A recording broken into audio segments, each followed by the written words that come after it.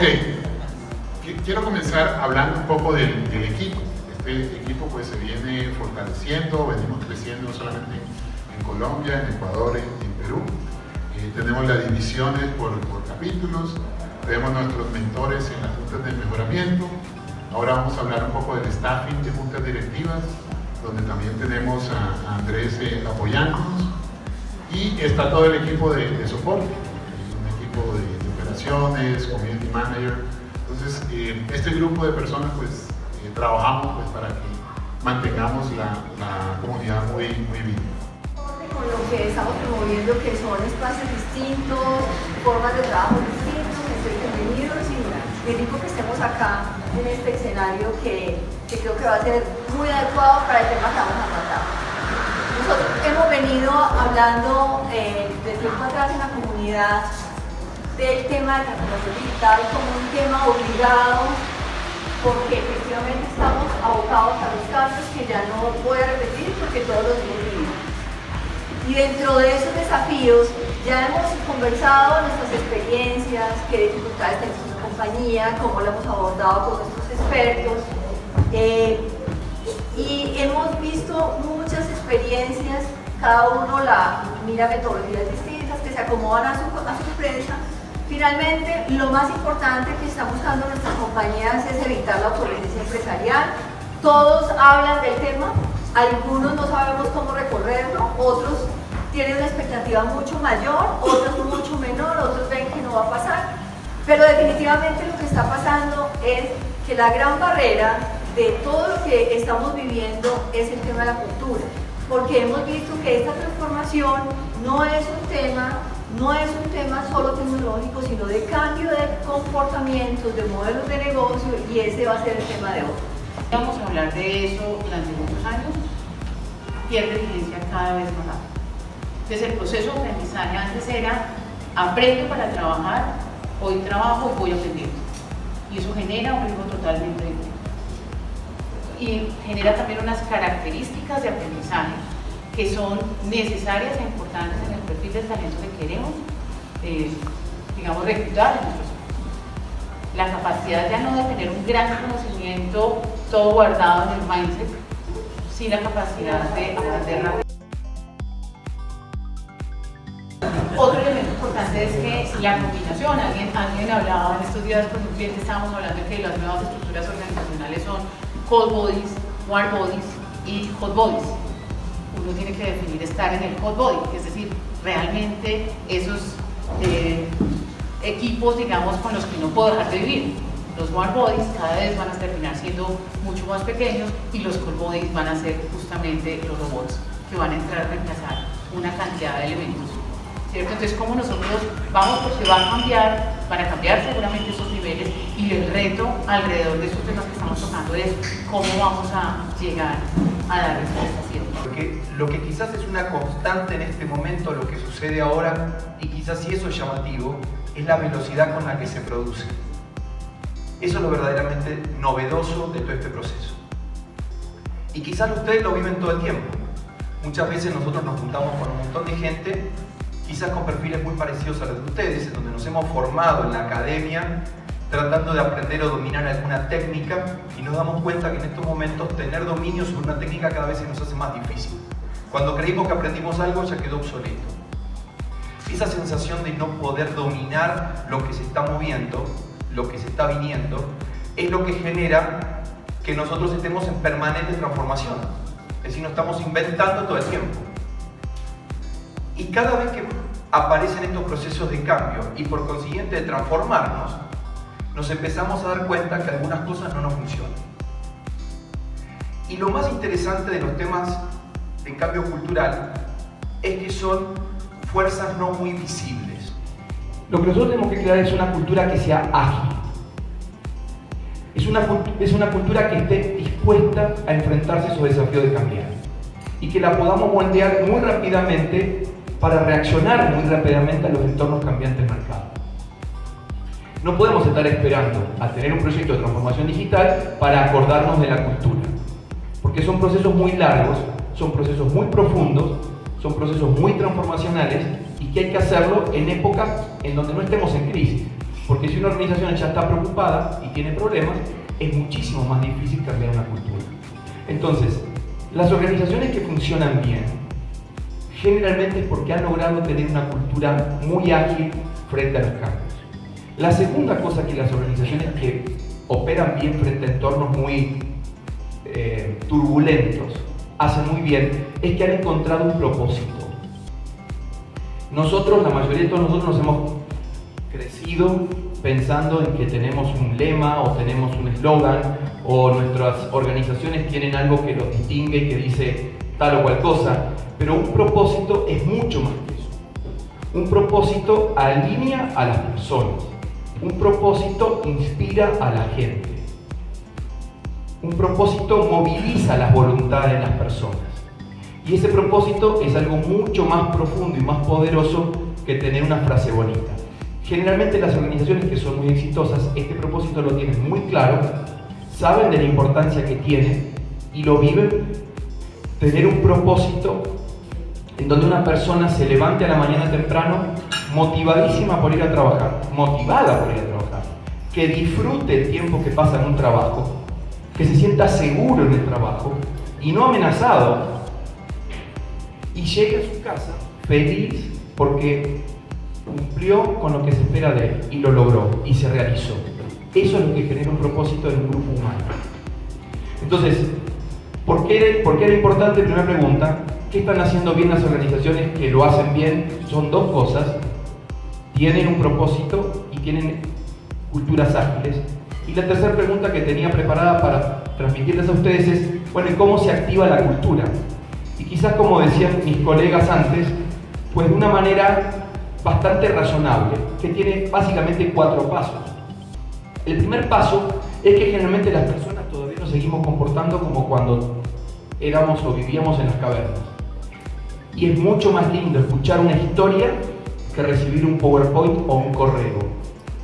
Por lo tanto, hay que construir esa historia de cambio. Hay que lograr contarlo, hay que contárselo a la organización. Hay que ser capaz de armar una historia de cambio.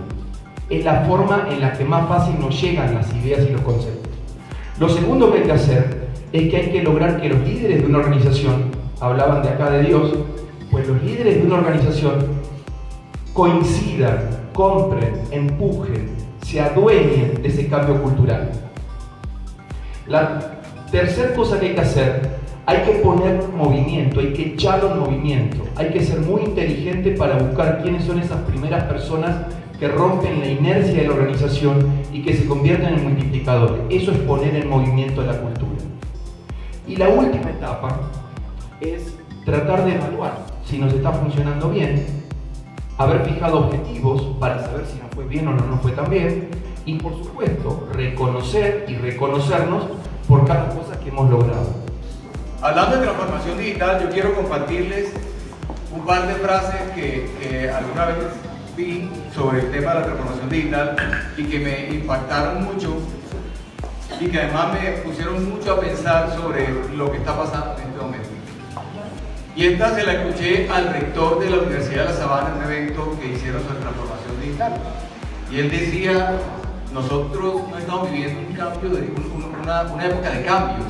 De hecho, venimos de vivir épocas de cambio. Nosotros estamos viviendo realmente algo más trascendental, que es un cambio de época. Y de hecho, cuando nos ponemos a pensar que modelos tradicionales que existían por años y que de pronto son retados y puestos en jaque por startups, por compañías que nunca existieron, pensamos que realmente algo está pasando, o sea que se está produciendo en efecto ese cambio de época y nos damos cuenta que estamos viviendo algo que parece ser importante. Buenas noches para todos. Buenas noches. Importante comenzar primero definiendo qué es cultura, porque nosotros hemos venido hablando mucho de qué es transformación digital, pero importante que nos homologuemos en el concepto. Si nos vamos desde Shane, nosotros hablamos de que la cultura es un conjunto de presunciones básicas. Entonces aquí empezamos a ver claves, no son verdades, son presunciones básicas que un conjunto de personas descubren, desarrollan o crean. ¿Para qué? Para poder enfrentar retos. Y esos retos tienen dos focos esenciales, y eso es lo que nosotros buscamos con la cultura. Una adaptación al externo, y lo vemos en cualquier tribu, en cualquier cultura, una tribu urbana, una tribu indígena. Nosotros creamos materiales para protegernos de la lluvia, protegernos de los animales, dentro de las ciudades también, entonces diseñamos para adaptarnos a ese externo y para lograr una integración interna. Entonces, ¿qué quiere decir eso? Un sentido de identidad. Entonces, cuando estamos hablando de cultura, estamos buscando de eso. Y lo decía Spencer y lo decía Darwin, no es el más fuerte el que sobrevive, sino el que más fácil se adapta a ese entorno. Hoy todos creemos en la digitalización, hoy todos creemos en la transformación digital, pero cuando empezamos a ver la organización, vemos que los procesos no son digitales, vemos que los sistemas de medición no son digitales. Entonces, ¿cómo nosotros trascendemos también de un tema de creencias, donde estamos llegando directamente a las personas y primero empezamos a analizar ese contexto? ¿Cómo ese contexto lo empezamos a alinear? Entonces, otras dos claves que hemos encontrado. Primero, transformación digital. Si lo vamos a meter dentro de nuestra cultura, esa cultura que va a dar respuesta. Entonces nosotros hoy en ISA tenemos tres determinantes. ¿Cuáles son los tres determinantes hoy en ISA? Un propósito superior, como lo mencionaste, conexiones que inspiran. La digitalización nos va a ayudar a conexiones que inspiran completamente. Lo alineamos con un tema de estrategia. ¿Lo encontramos? Sí, porque hoy la estrategia de ISA, hoy declaramos una estrategia ISA 2030, dentro de los proyectos estratégicos logramos tener un proyecto que se llama transformación digital. Entonces también lo tenemos alineado con la estrategia. Y otro tema fundamental, las capacidades y las competencias. Si las capacidades y las competencias hoy de la organización también dan cuenta de esa transformación digital, estamos alineados. Entonces es importante encontrar cuáles son los determinantes. Otra cosa súper importante, la cultura no tiene fórmula, la cultura es dinámica porque hace parte de esa estrategia. Entonces no es que lo que nos funciona hoy en ISA le va a funcionar a Bianca, le va a funcionar a Falabella. Nosotros hoy tenemos que entender muy bien la cultura de la empresa y esas acciones que se hagan son para esa cultura. Ya lo que uno hace es apropiarse de unas lecciones aprendidas y adaptarlo a la cultura a la que uno quiere llegar. Entonces encontramos los determinantes. Empezamos a generar un contexto. Ese contexto nos va a generar unos comportamientos. Entonces las personas van a empezar a comportarse de una manera porque el contexto está dado. Y después esos comportamientos se van a traducir en unas creencias. Entonces es muy importante cómo creamos un contexto. Entonces ahí estaba el reto. ¿Cómo vamos a crear nosotros el contexto en ISA? Entonces hoy, ¿qué dijimos? Transformación digital en ISA la vamos a ver desde dos frentes. Desde un frente cultural y desde un frente de gestión del cambio. Toda transformación cultural requiere cambio, no todo cambio requiere transformación cultural. Entonces nosotros, ¿cómo lo vamos a ver? Entonces nosotros hoy estamos declarando en la organización que uno de los rasgos culturales de la cultura ISA es la digitalización, gestión digital. Hoy la estamos construyendo. Hoy no le tenemos el nombre propio, pero sabemos que va a quedar como un rasgo de nosotros. Pero también lo tenemos como un proyecto. Entonces, si lo vemos como rasgo, lo vamos a empezar a trabajar a través de experiencias y a través de contenido. Entonces, a través puede ser de cursos virtuales, a través de ICAR, de comunicación, pero trascender no de la comunicación informativa, sino de la conversación que realmente genere espacios donde podamos desmitificar mitos. Ojo que no hay nada peor que un mito dentro de una organización, porque un mito, cuando no se desmitifica, se convierte en verdad. Entonces empecemos a hablar de los mitos y tabúes en torno de la digitalización. Ponemos un ejemplo puntual. En unas conversaciones que estábamos teniendo, una de las personas que tiene más de 50 años decía que extrañaba mucho que antes ISA era un lugar. Ojo, no está hablando de una familia, está hablando de un lugar. ¿Qué connotación tiene el hogar? El hogar es ese templo, ese espacio seguro, es donde yo me siento protegido. ¿Y qué pasa? Empieza a haber un montón de cambios. Obviamente esa persona tiene miedo y es normal. Pero entonces nosotros ¿cómo vamos a acompañar ese miedo? Nosotros ¿cómo vamos a habilitar? Puede ser un miedo a que vienen un montón de herramientas, un montón de formas de trabajo que yo no estaba acostumbrado, vienen un montón de cosas. ¿Cómo lo empezamos a adecuar? Entonces es importante trabajar esos mitos y tabúes y dentro de eso nosotros estamos proponiendo hacer experimentos sociales. Entonces, experimentos sociales que le apunten a la transformación digital. Un experimento social es bueno porque vos lo podés tener el tiempo que quieras que dure. Y si el experimento social de pronto no funcionó, pues lo quitas y quedó como experimento. Entonces, no tener miedo, y lo mencionabas, a hacer pruebas pilotos. Hagámoslos. ¿Qué tal? Entonces, hoy, por ejemplo, y estamos hablando de transformación digital, ¿por qué no empezamos a medir clima en tiempo real? ¿Por qué lo vamos a hacer una medición anual? Entonces, ¿qué tal si ponemos una tablet a la entrada y hacemos una pregunta? Y las personas empiezan a interactuar. Ahí estamos hablando de transformación digital, pero no le estamos poniendo rótulo, lo estamos poniendo en el contexto. Entonces, es importante desde la cultura. Y ya desde la gestión del cambio, nosotros estamos hablando de una metodología que tenemos dentro del grupo que creamos y donde estamos hablando de 5 drivers o habilitadores. Entonces, nosotros cómo vamos a hacer esa gestión del cambio a través de los líderes, claramente, pero no solamente del líder sponsor del cambio, también de esos líderes que están ahí escondidos y que nos van a ayudar a movilizar. Entonces, no solamente la figura directiva, sino estos que están aquí en ese conjunto de personas y que nos ayudan a dar señales.